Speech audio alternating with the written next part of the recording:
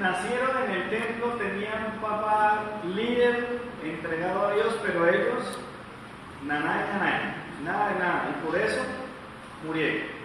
Bueno, muy bien, qué bueno que estamos haciendo la tarea. ¿Quién más la hizo? A ver, levante la mano, yo veo. Bueno, vamos mejorando. Ojalá que semana a semana podamos hacer la tarea. Qué pena, mi hermano José, necesito continuar y ya las dos intervenciones que he dado, necesito tiempo para desarrollar el tema de ahorita. ¿Estamos hablando de qué? Del temor de Dios. El temor de Dios es uno de esos temas que hoy casi no se escucha en los púlpitos. Usted prende los canales de televisión, donde hay predicadores cristianos, la radio, que escuchan muchas veces unos mensajes muy bonitos, muy alentadores, muy positivos, pero el temor de Dios es un tema que casi no se toca en los púlpitos. Quiero introducir el mensaje con algo que ocurrió esta semana. Estuvimos con un grupo de pastores en la ciudad de Tuluá y nos pasó algo muy particular en el viaje.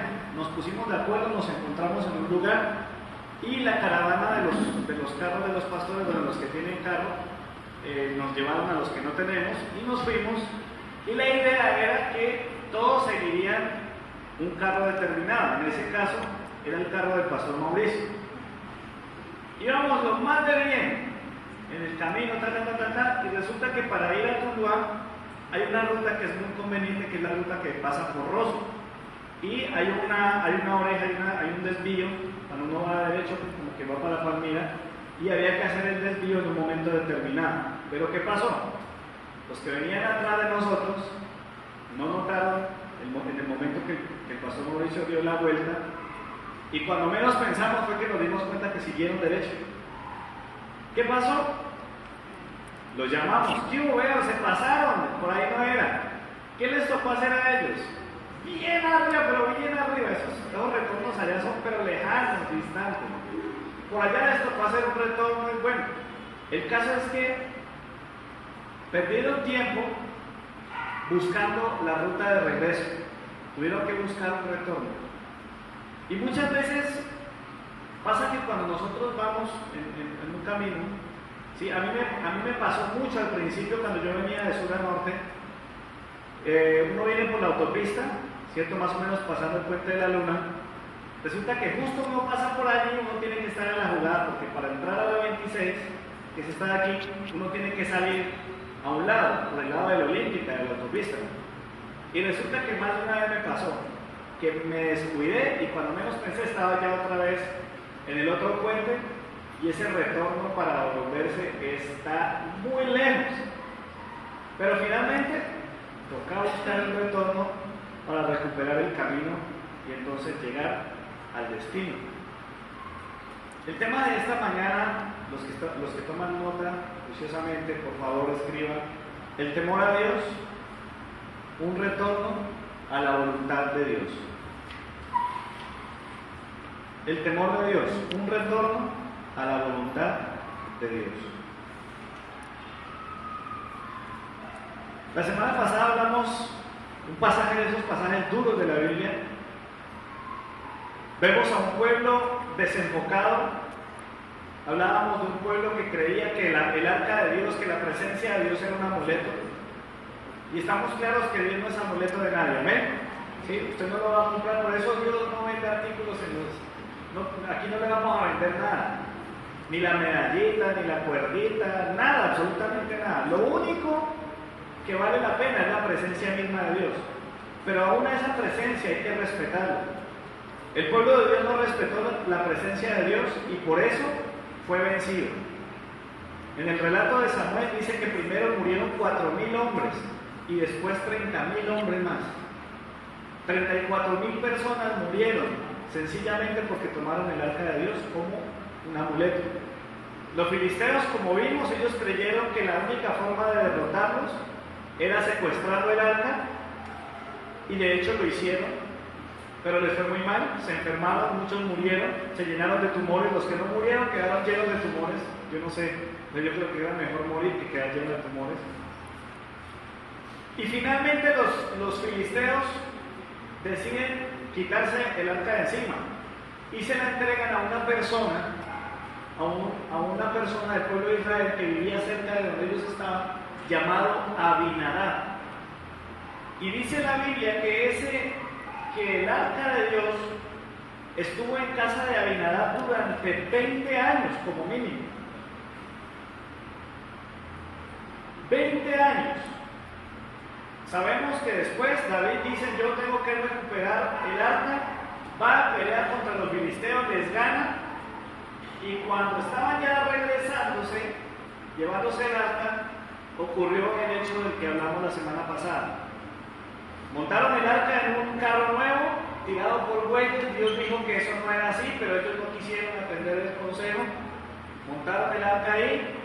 Dice la Biblia que llegaron a un lugar donde la carreta se estremecía y parecía que el arca se iba a caer, y entonces Usa extendió su mano, y dice la Biblia que el enojo del Señor se manifestó sobre él y murió.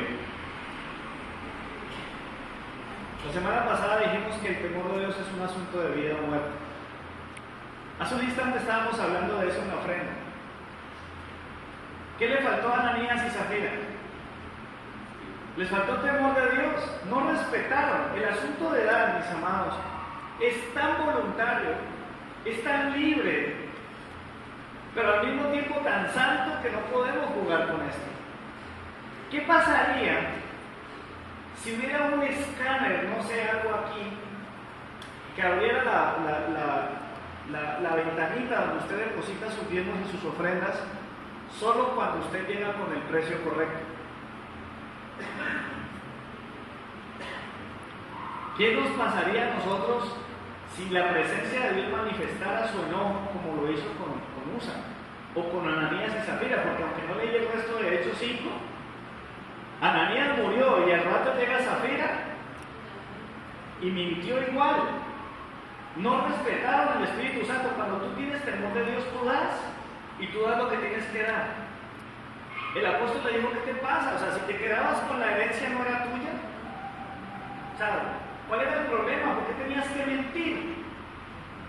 Yo quiero hacerle una pregunta muy directa frente a ese tema. Cuando tú diligencias este sobrecito que tiene una tira por dentro,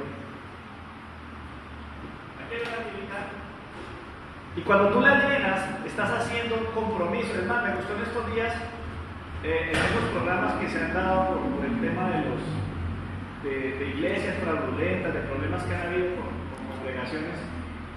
Nosotros, a diferencia de ellos, nosotros tenemos esto es un pequeño documento donde nosotros, si nos llegan a investigar la DIAN o cualquier ente de control, nosotros podemos ratificar con estos papeles que lo que usted está dando es algo voluntario.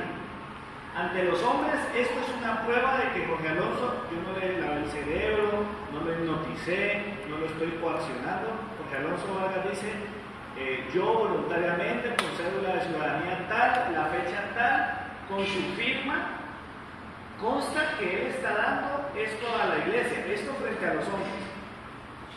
Pero yo pienso que más importante que lo que piensen los hombres viene siendo lo que piensa Dios. Porque aquí hay una serie de casillitas, dice diezmos, ofrenda general, ofrenda misionera, por ejemplo, etc. Pensemos solo en dos puntos: diezmos y ofrendas, que es lo más común. ¿Qué es el diezmo? Todos lo sabemos, es el 10% de todos nuestros ingresos. Si tú tienes temor de Dios, ¿qué vas a hacer? Haces la cuenta de cuánto te llegó ese mes, y sobre eso le quitas un cero o una cifra final y tienes el diezmo. Eso es todo. Es así de simple, ¿cierto? La pregunta es: ¿será que cuando tú llenas este papel estás mintiendo a Dios?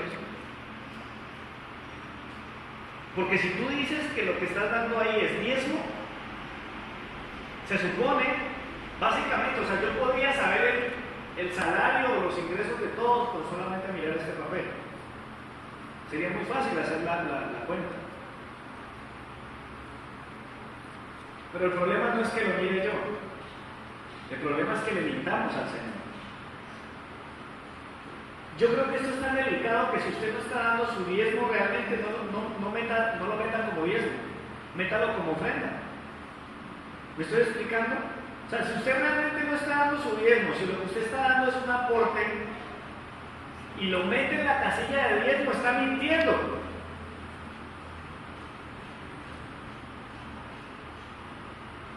Es una mentira. Tú no puedes poner en diezmo lo que no es diezmo. Si no están dando el diezmo, entonces más bien ponen ofrenda general, y das una ofrenda general. ¿Por qué razón? Porque no puedes mentirle a Dios. Cuando uno tiene temor de Dios, tú sabes si te ganaste 100,000 o si te ganaste 1,000,000. Y de acuerdo a eso das tu diezmo. Pero hay gente que dice, no, pues que dar el diezmo de 100,000 es fácil. 10,000, breve, ¿cierto? Pero es que dar el diezmo de 1,000,000, no, dar 100,000.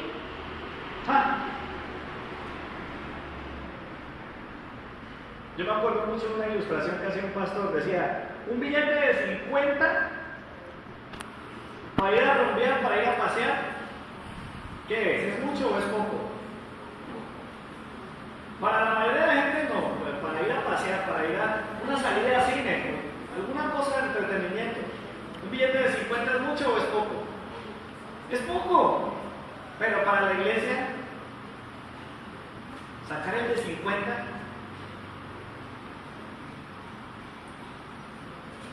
Con el temor de Dios nosotros nos comportamos con Dios como debe ser. Ananías y Zafira no tuvieron respeto por Dios. Ellos podían haber llegado y decirle a Pedro, lo que pasa es que nosotros pensamos dar algo para la obra, nosotros vendimos en tanto la propiedad y nosotros nos quedamos con la mitad y traemos la mitad. ¿Qué habría pasado? No habría pasado nada. Todos estaban dando, la gente estaba dando con libertad. Nada le pasa al que da sinceramente ante Dios, con respeto por Él. ¿Qué pasaría si Dios hiciera eso mismo con todas las veces que nosotros hemos dado nuestros diezmos y nuestras ofrendas? Y les puedo decir, sin temor a equivocarme, que este es uno de los aspectos más sencillos, porque hay otras cosas que podrían probar básicamente si tenemos o no tenemos temor de Dios. Estos mensajes no son muy populares. Ustedes no va a ver muchos predicadores que les guste hablar de esto, pero el asunto es que si yo no les predico de esto, estaré metiendo a la iglesia en un problema, y haré exactamente lo mismo que hizo Elí con sus hijos. Mi misión en esta hora, con esto que acabo de hacer y con el resto del mensaje, es impedirles que continuemos como iglesia, porque yo también recibo la palabra, es ponerle un alto a aquellas cosas que nosotros hemos hecho que han traído maldición.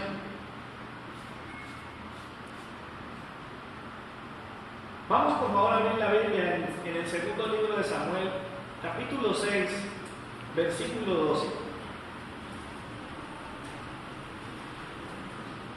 Así que mis hermanos, después de este pequeño tirón de oreja, segundo de Samuel 6, 12, vamos a dar este papelito para mi próximo.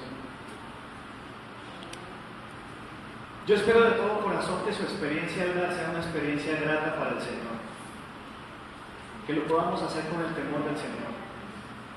Dice la Escritura, segundo libro de Samuel, capítulo 6, versículo 12, dice, fue dado aviso al rey David diciendo, Jehová ha bendecido a Obed-Edom y todo lo que tiene, ¿a causa de qué? A causa del arca de Dios. Entonces David fue y llevó con alegría el arca de Dios de casa de Obed-Edom a la ciudad de David. Alguien que lea el versículo 11 y me diga cuánto tiempo estuvo el arca en la casa de Obed-Edom. 3 meses. Póngale cuidado a esto, mis amados. El arca de Dios estuvo en Silo, originalmente, que era el lugar donde mantenía el arca de Dios, que como dije en el mensaje pasado, representaba la presencia misma de Dios. ¿Ok? Después de eso, se establece una batalla y los filisteos ganan. Matan 4,000. Después de eso, los israelitas se les ocurrió una brillante idea. Es que nos hace falta algo para ganar. Traigan el arca. Esa visión pagana de la presencia de Dios. El ejemplo que les daba de poner la Biblia encima de una cosa de estas en la casa y la Biblia no está en el corazón no sirve de nada. Después de eso, los filisteos, listo, llega el arca allí, los filisteos se ponen muy nerviosos, empiezan a temer porque dijeron, no, Dios está acá con ellos, porque así ven los paganos el tema de Dios. Ellos también tenían sus dioses de madera y otras cosas. Dice la escritura que Israel fue vencido y murieron 30.000 hombres. Después los filisteos dijeron, listo, vamos a agarrarnos esa arca, no nos da confianza, la secuestraron, empezaron a morir, empezaron a enfermar. Después les dio miedo y la mandaron a un lugar que refería al principio. ¿A la casa de quién? A ver quién se acuerda del nombre. De un hombre llamado Abinadab. ¿Y estuvo cuánto tiempo esa arca en la casa de Abinadab? 20 años. 20 años. Y es curioso que en ningún lado de la Biblia se habla de qué pasó en la casa de Abinadab durante esos 20 años con el arca de Dios ahí. El arca de Dios estuvo, el objeto como tal, estuvo resguardado en esa casa durante 20 años. Y no pasó nada. Nadie dijo nada. 20 años. A diferencia de Obed-Edom, que solo la tuvo ¿cuánto? 3 meses. Y empezó a correr el rumor, venga, rey, le cuento que el Señor ha empezado a bendecir la casa de Obed-Edom de una manera tremenda. Todo lo que tiene es bendecido. En solo 3 meses. Y en Abinadab no pasó nada. Lamentablemente a Abinadab le pasó algo raro, porque lo único que hizo fue aportar una bodega para el arca, un estacionamiento. Venga, parqueen aquí. No hubo más.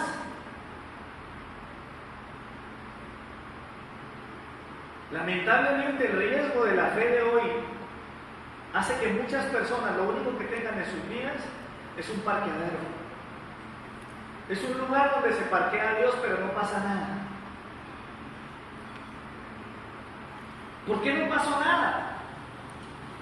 Yo estoy seguro que hubo algunas diferencias clarísimas. En Abinadab, obviamente en Uza y en Obed-Edom. Y la diferencia se resume en 3 palabras: temor de Dios. Temor de Dios. Temor de Dios. ¿Por qué? Porque cuando usted revisa la vida de Obed-Edom se da cuenta que este hombre amaba a Dios, respetaba a Dios con todas sus fuerzas, y la prosperidad que le vino únicamente fue la añadidura. La presencia de Dios en el corazón de una persona sin Dios es una cosa. La presencia de Dios en la vida, en la familia, en el hogar de una persona que solo es religiosa, será solamente un objeto más en el trastero. Pero para una vida que respeta a Dios con todo su corazón, el arca de Dios significa una prosperidad inevitable.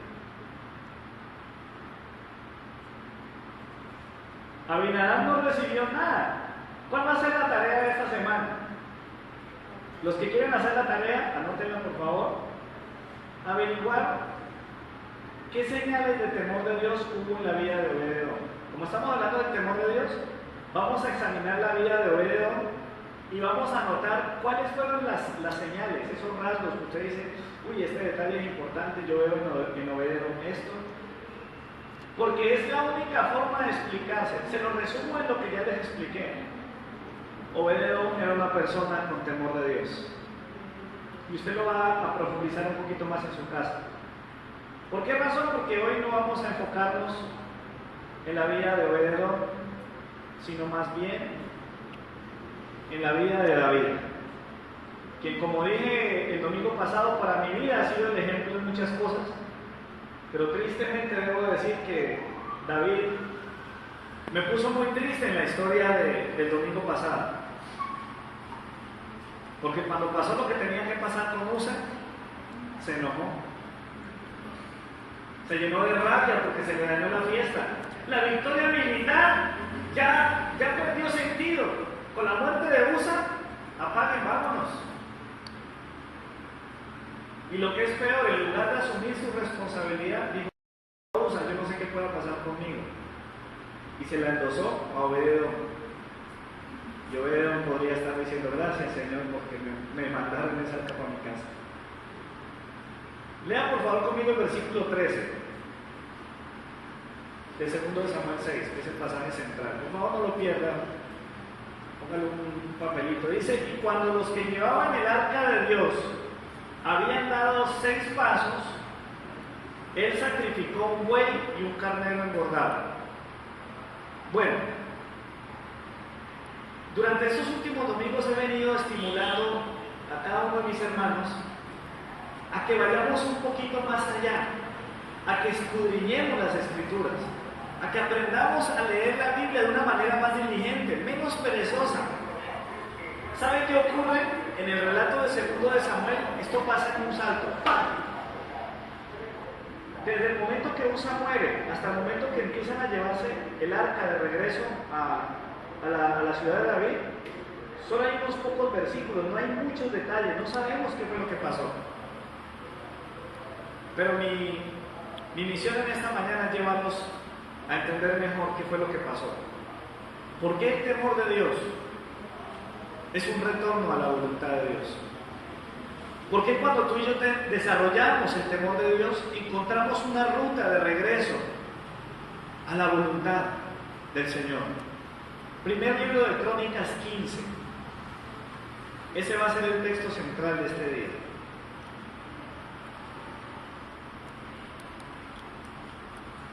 Le dejo un dato importante. Muchas veces el libro de Reyes, el libro de Samuel, tienen varias referencias semejantes entre sí, pero también el libro de Crónicas. Son varios libros y hay algunas referencias que están entrelazadas en estas lecturas. Vamos a leerlo versículo por versículo. Primer libro de Crónicas, capítulo 15. Cuando lo haya encontrado, dice amén, y si no, pide ayuda.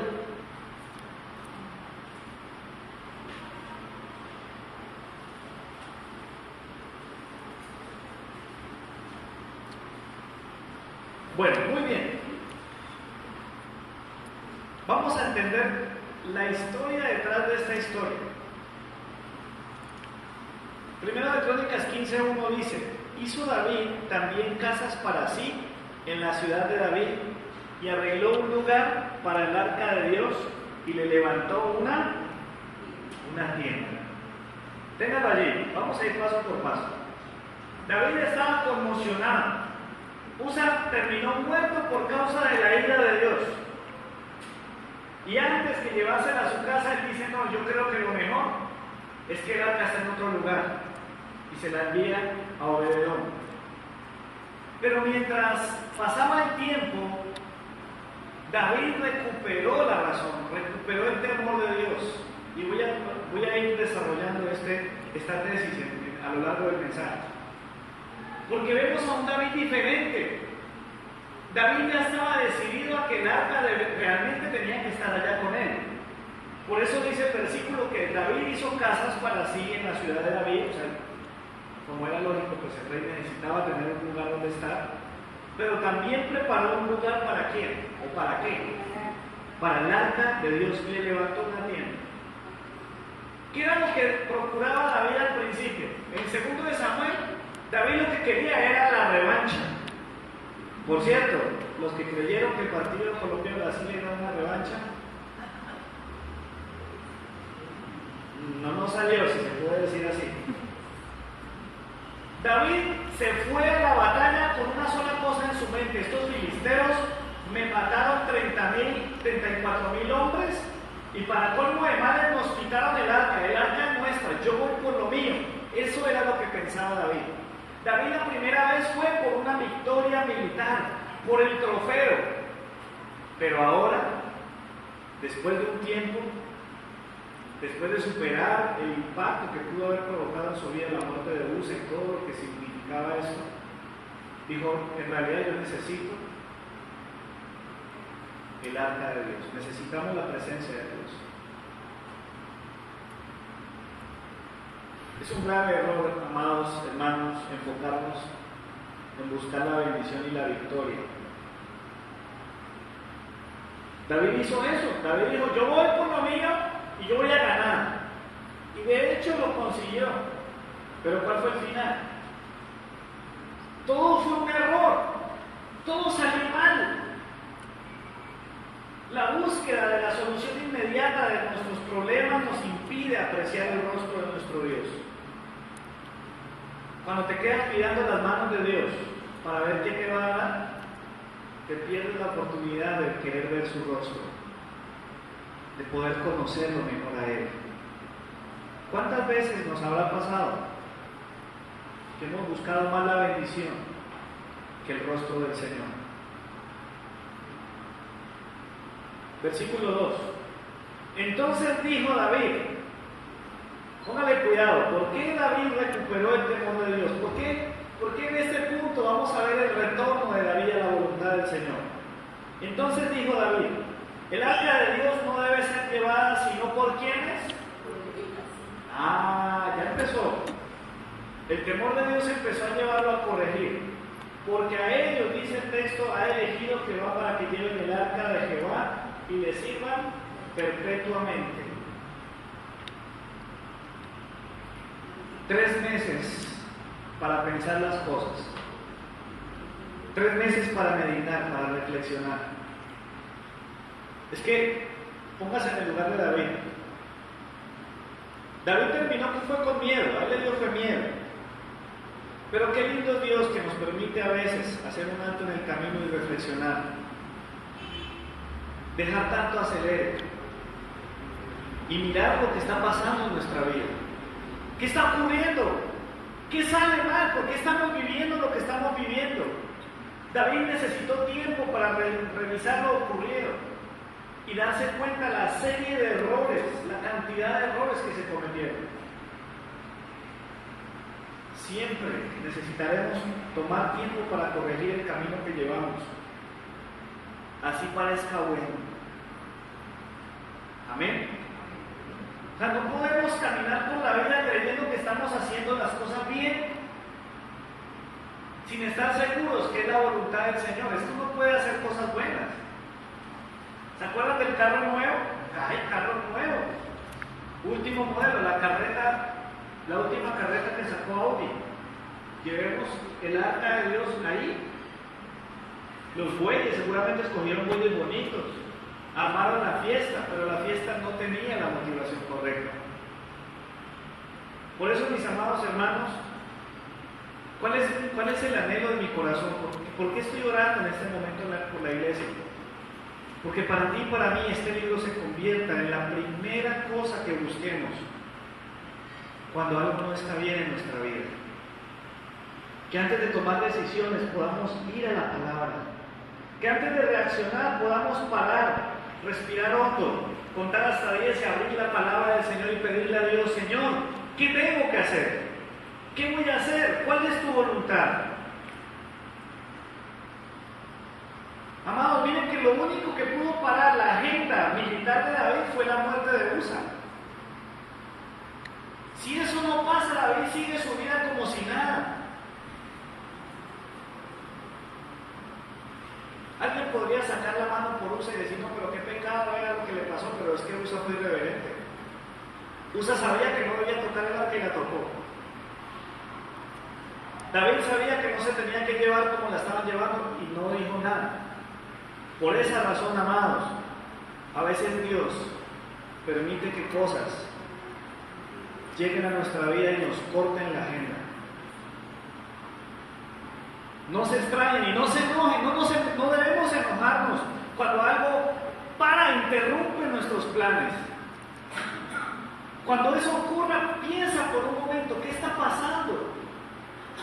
Los momentos de crisis son momentos de reflexión. Y lo que tenemos que pensar es: ¿qué fue lo que pasó? Ahora el temor de Dios empieza a verse en la vida de David. Porque David lo primero que hizo fue decir: un momentico, aquí los que van a hacer este trabajo son los que Dios definió que lo hicieran. Tienen que ser los levitas. A ellos Dios los escogió. Amados, cuando tenemos temor de Dios, cuando tú y yo tenemos temor de Dios, ¿sabe qué pasa? Nos damos cuenta de nuestros pecados.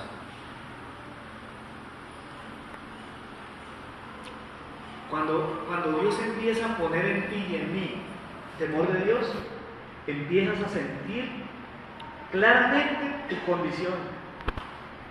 Dejas de creerte tan bueno, dejas de creerte tan sobrado y empiezas a fijarte más en ti mismo. Empiezas a ver más la viga del ojo tuyo que la paja del hermano. ¿Aló? Cuando el temor de Dios está en ti, te cuesta mucho trabajo juzgar a los demás. Porque lo primero que vas a juzgar es a ti mismo. Al primero que vas a revisar es a ti mismo, a tu vida. Versículos del 13 al 11 dice: Y congregó David a todo Israel en Jerusalén para que pasasen el arca de Jehová a su lugar, el cual él había preparado. Reunió también David a los hijos de Aarón y a los levitas. Voy a saltar, porque hay una lista grande de nombres allí, al versículo 11. Dice: Y llamó David a los sacerdotes Sadoc y Abiatar, y a los levitas Uriel, Asaías, Joel, Semaías, Eliel y Aminadab. La primera vez, a ver si alguien recuerda en el mensaje pasado, ¿a quién consultó David? Exactamente. La primera vez que David fue por el arca, fue instruido, fue asesorado por los militares. David no buscó al Señor. David lo que dijo es: yo necesito recuperar eso y necesito reunirme ya mismo con los capitanes. Vengan para acá, vamos a organizar qué es lo que vamos a hacer. Y fue a ellos a los que involucró en el proceso de la traída del arca. Buscó ayuda poderosa, guerrera, militar. ¿Y a quién tenía que buscar David? Debía buscar a Dios. Y no solamente a Dios, sino a aquellos que son temerosos de Dios, a la gente del altar. Esa lista que aparece allí en versículos 3 al 11 son gente de altar, son gente que busca de Dios.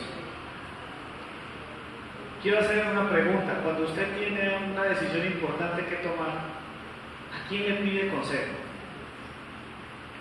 Gloria a Dios, los que buscan a Dios en primer lugar, muy bien, pero ¿no será necesario acercarse a alguien que tenga discernimiento?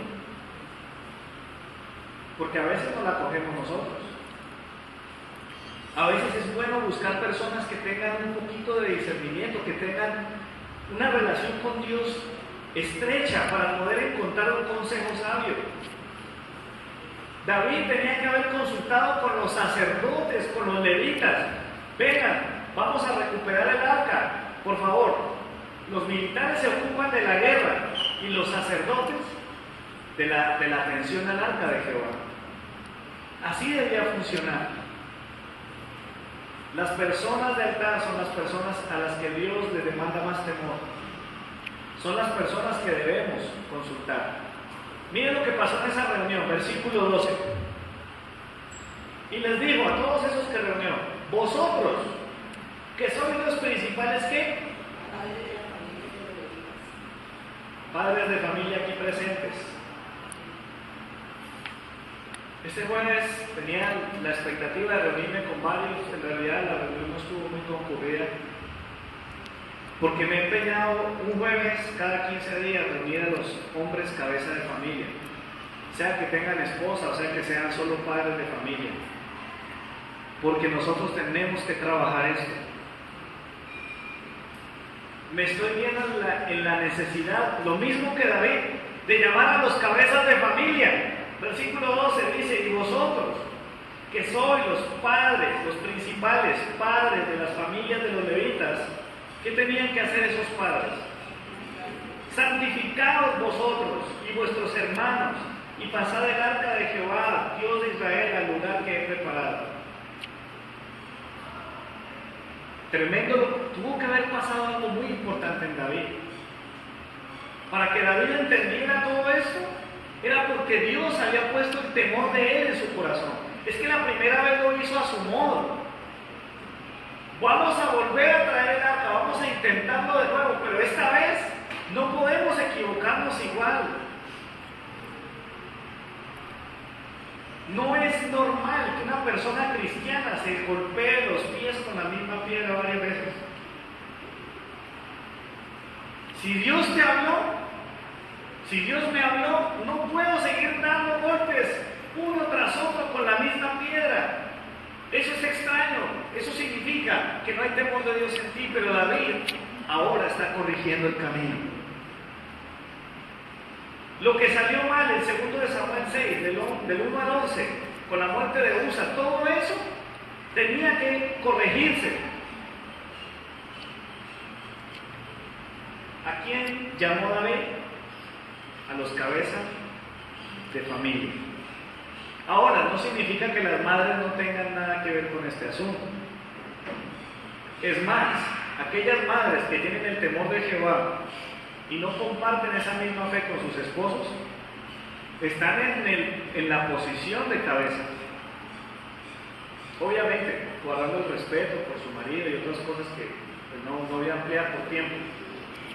Pero somos llamados a llevar nuestras familias al Señor. ¿Qué tuvieron que hacer? Santificarse. ¿Quiénes somos los primeros que tenemos que santificarnos? Los cabezas de familia. Versículo 13. Dice, está hablando David, pues por no haberlo hecho así vosotros la primera vez, Jehová nuestro Dios miren qué lindo David, nos quebrantó por cuanto no le buscamos según su ordenanza. Es tremendo lo que le pasó a David. David por fin entendió. David dice, ahora ya no se enojó. ¿Se acuerdan que primero se enojó, le dio rabia con Dios porque se murió Usa? Ahora David tiene el temor de Dios y dice, miren, en realidad son ustedes, los padres de familia, los levitas, los que tienen que hacer esta tarea. Porque como no lo hicimos así la primera vez, Dios nos quebrantó. ¿Qué le pasó a David? David entendió que eso era un tiempo de quebranto, y ese quebranto venía de parte de Dios. A veces Dios tiene que quebrantarnos un poco para que aprendamos la lección, para que despertemos al temor de Dios. El temor de Dios es el que nos permite ser conscientes de aquello que está fuera de la voluntad de Dios. Había una ordenanza. Es que David está diciendo, miren, eso nos pasó porque no hicimos las cosas a la manera de Dios. Y ahora David está asumiendo su responsabilidad. Antes, ¿qué hizo? Se enojó con Dios, seguramente hasta se enojó con Usa y hasta le mandó el arca a Obededón. Ahora David está entendiendo las cosas. Versículo 14. Así los sacerdotes y los levitas se santificaron para traer el arca de Jehová, el Dios de Israel. Y los hijos de los levitas trajeron el arca de Dios. Ahora, ¿cómo la trajeron? ¿Puesta sobre qué? Sobre sus hombros en las barras, como lo había mandado Moisés, conforme a la palabra de Jehová. Amados, siempre será un buen momento para poner las cosas en orden. Nunca es demasiado tarde, nunca es demasiado temprano para que corrijamos las cosas. Hermano Real, ¿cómo lo debe poner David si antes de llegar a la calle ya había? Así es. Ya David entendió la necesidad, es que nosotros no podemos vivir la vida haciendo las cosas a nuestro modo. ¿Cómo lo hicieron la primera vez? Carro nuevo y bueyes. ¿Cómo decía el Señor, según lo que acabamos de leer? Levitas en hombros, personas a hombros. Y espere que viene lo mejor más adelante. Me encanta lo que viene. Cuando hay temor de Dios, Dios nos da una nueva oportunidad. ¿Saben que David entendió que Dios le había dado una nueva oportunidad? Yo le quiero dar una buena noticia, mis amados. Esto a mí me ha ayudado durante años. Sobre todo cuando siento que me he equivocado, cuando siento que le he fallado al Señor. ¿Sabe qué es? Que Dios siempre está dispuesto a darnos una nueva oportunidad. Y cuando hay temor de Dios en nosotros, no estamos dispuestos a perder esa oportunidad. ¿Sabe cuál es la conclusión de una persona que tiene el temor de Dios? Es esto no me puede volver a pasar. Este error no lo puedo volver a cometer. Este pecado no puede seguir reinando en mi vida. Esto no me vuelve a pasar. En el nombre del Señor. Cuando hay temor de Dios, cuando tú dices, el Señor me dio esta oportunidad, esto no me vuelve a pasar. En el nombre del Señor. El problema no fue la celebración.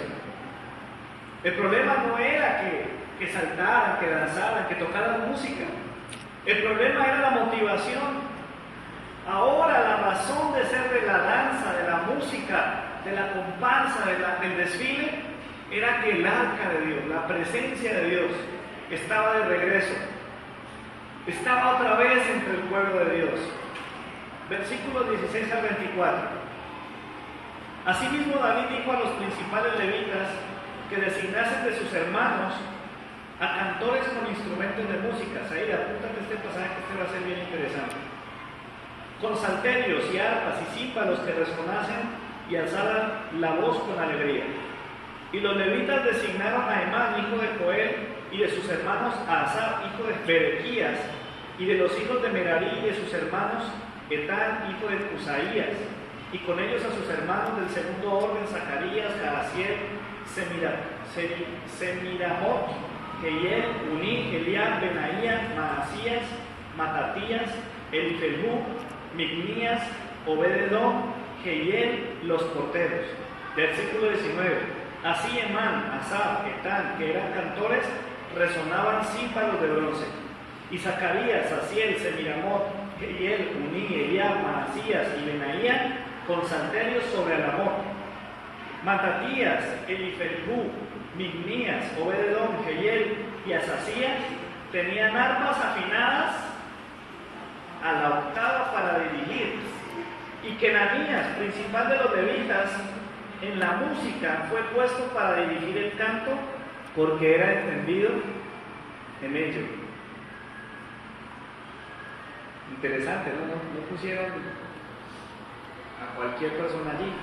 23. Berequías y Elcana eran porteros del arca. Y Sebanías, Josafat, Natanael, Amasaí, Zacarías, Benaía y Eliezer, sacerdotes, tocaban las trompetas delante del arca de Dios. Obededón y Jeías eran también porteros del arca. ¿Cuántas veces leímos en esta historia el nombre de Obededón? 3 veces. Al menos en este pasaje, 3 veces.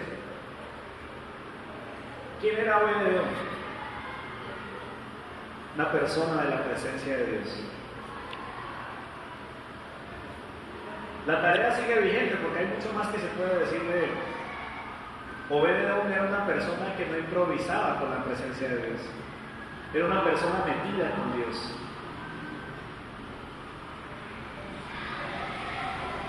Alguien podría decir, pero ¿cómo así? Pues que puros sacerdotes. Tranquilos, hermanos. Apúntese este versículo.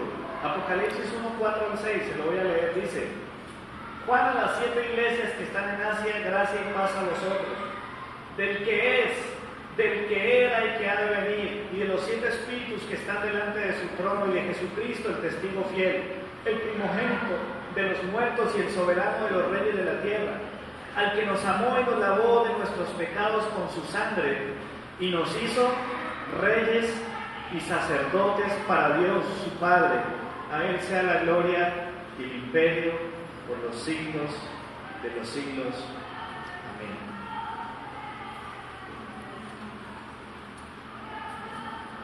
Por Cristo,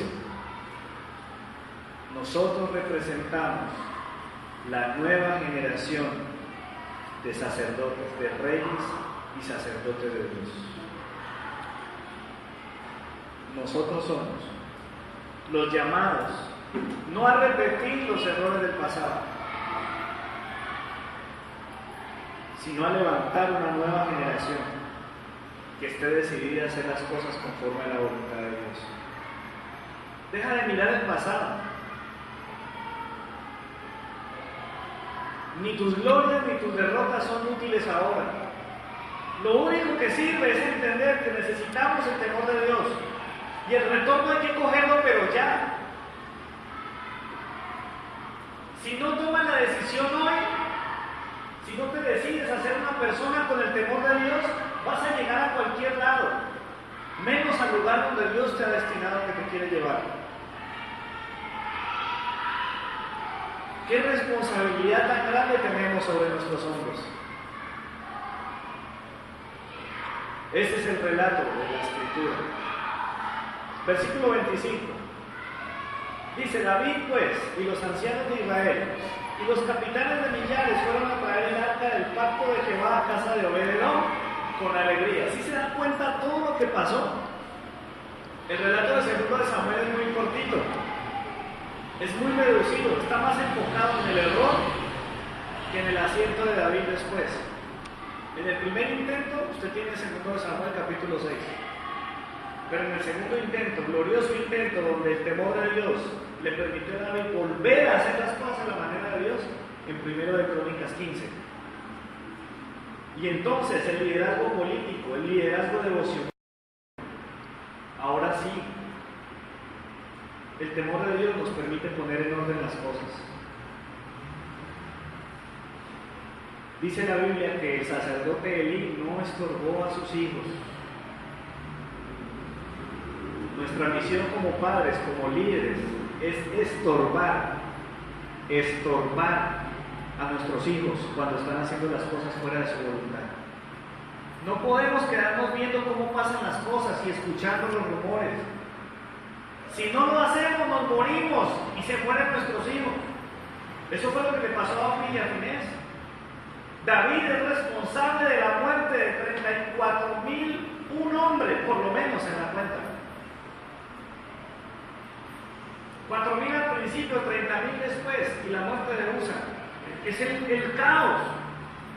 ¿Por qué? Porque él tenía que haber dicho, las cosas no son así.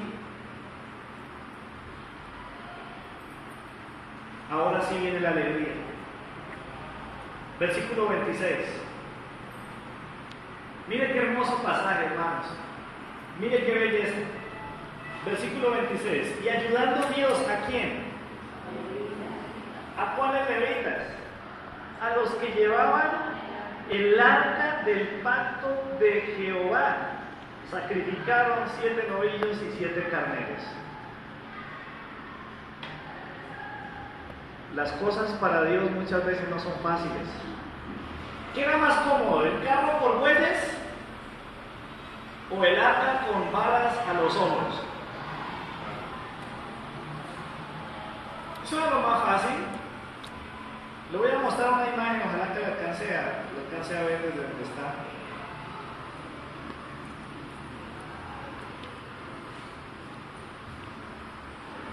Esta imagen que tengo aquí. ¿Se me fue? Ok, ahí.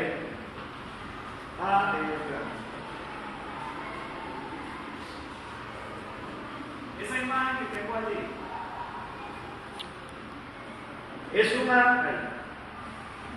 es una mesa de madera. ¿De cuál madera creen que es? ¿Se acuerdan de qué material estaba hecha el arca de Jehová?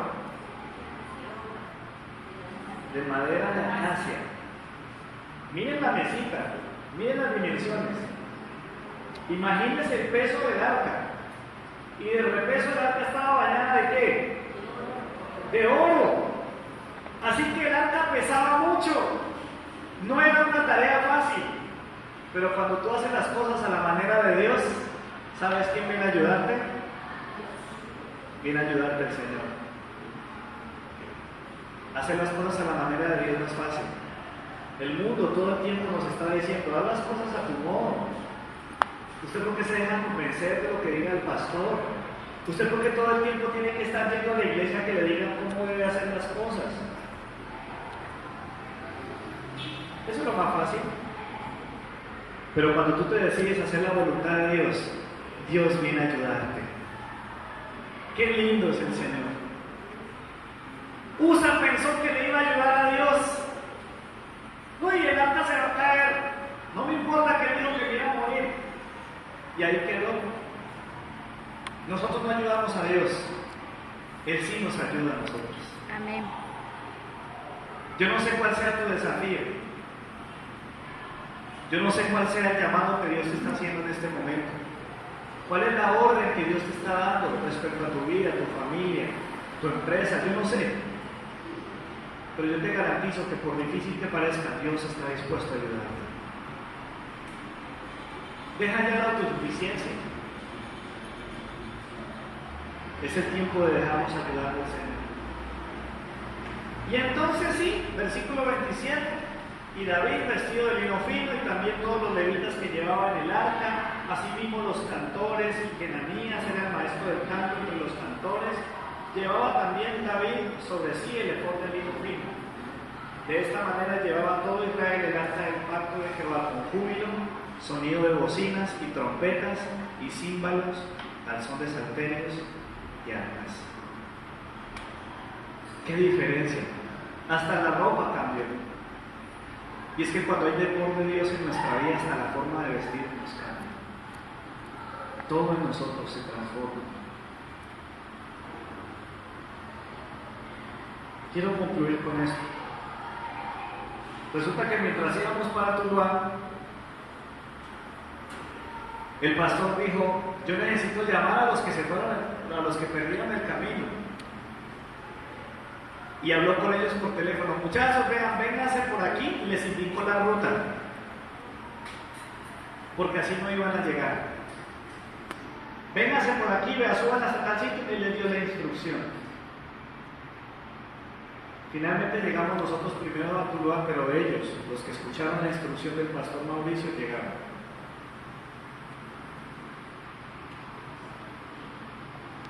Muchas veces Dios hace eso con nosotros. Nosotros vamos por un camino que no sabemos para dónde vamos.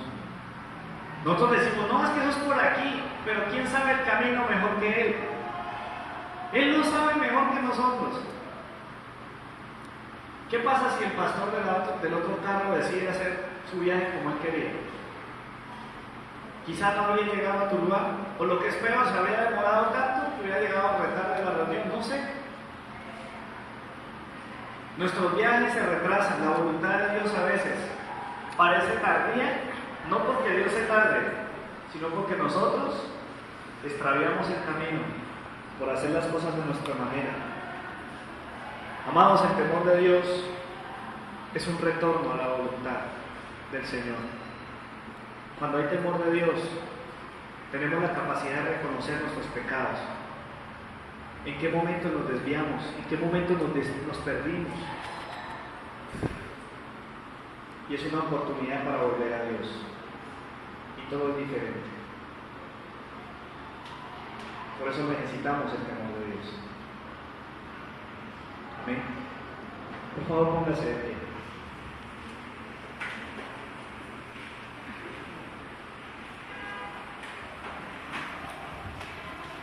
Andreita, por favor, ¿me ayudas con aquello?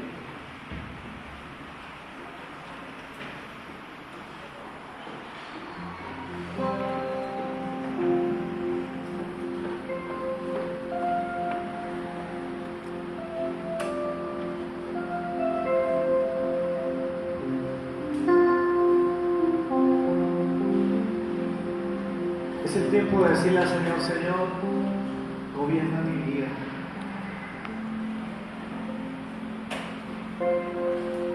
Ponle tu temor en mí, Señor, yo quiero respetarte.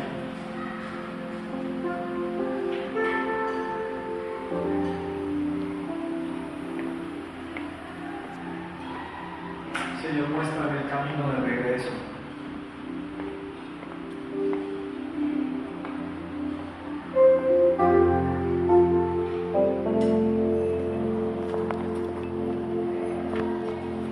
Dile: Señor, gobierna mi vida.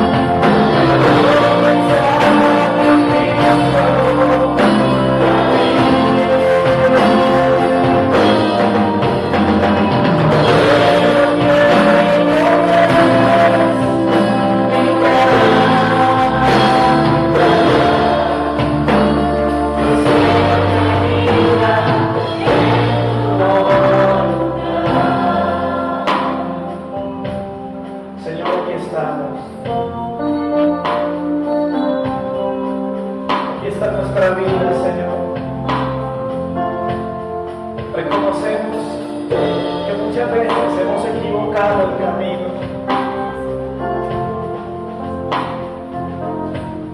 Por favor, te pedimos que ordenes nuestro caminar.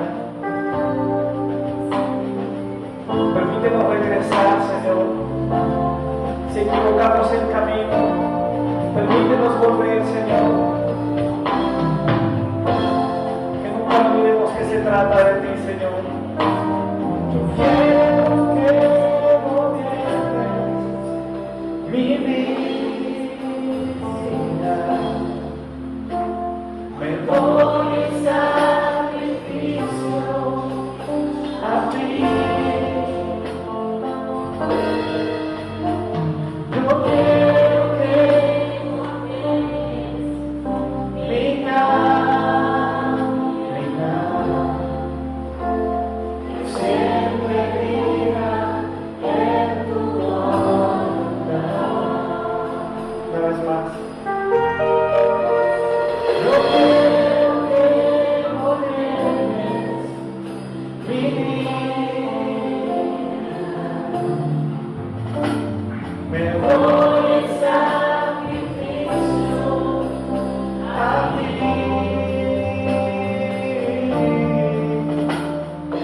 Quiero que gobiernes tu reino, Señor.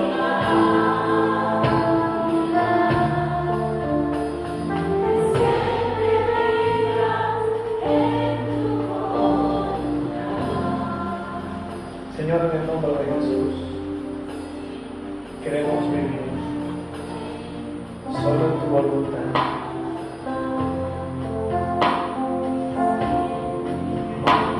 Que siempre viva en tu voluntad.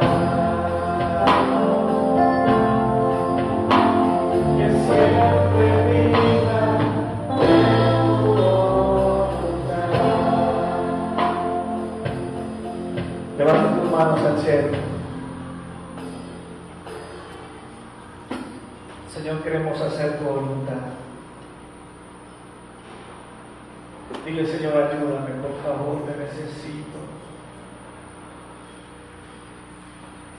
Yo quiero aprender como David. Yo quiero entender como David qué es lo que está fallando en mi vida. ¿Qué es aquello en lo que no estoy haciendo tu voluntad, Señor? Ayúdame a identificar el momento en el que me desvié, Señor. Ayúdame, Señor, a reconocer que sin ti nada puedo, que sin ti me pierdo, Señor, que necesito esa llamada de tu Espíritu Santo diciéndome: hey, estás yendo por el camino equivocado. Señor, por favor, habla a nuestro espíritu, habla a nuestro ser, Señor, para que, movidos por ese temor reverente, por ese respeto a tu presencia, estemos dispuestos a devolvernos, a tomar el tiempo que necesitemos para corregir el camino, Señor. Te lo pedimos, Señor, en el nombre de Jesús. Ayúdanos, por favor. Bendigo, Señor, en tu nombre a cada uno de mis hermanos que hoy se reunieron, que han escuchado este mensaje. Que tu presencia nos ayude, así como ayudaste a los levitas a hacer tu voluntad, con ese peso, con esa carga pesada en sus hombros. Señor, estamos seguros que contigo todo lo podemos y seremos más que vencedores, porque con tu presencia, Señor, estamos en bendición. Gracias, Señor, en el nombre de Jesús. Amén y amén. Dios los bendiga a todos mis hermanos. Amén.